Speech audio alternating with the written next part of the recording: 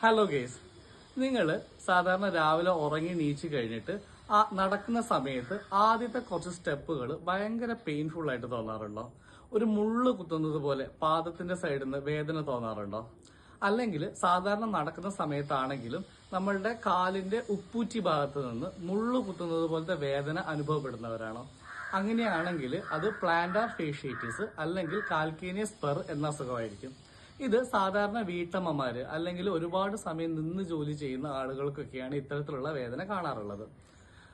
ഇതിന് ഈ നമ്മുടെ കാലിന്റെ ഭാഗത്തുണ്ടാവുന്ന പേശികൾക്കുള്ള തേയ്മാനം അല്ലെങ്കിൽ നമ്മളുടെ ഉപ്പൂറ്റിയുടെ ഭാഗത്തുണ്ടാവുന്ന ബോണിന്റെ ഒരു എക്സ്ട്രാ ഗ്രോത്ത്, ഇതാണ് ഇതിന് കാരണമായിട്ട് വരാറ്.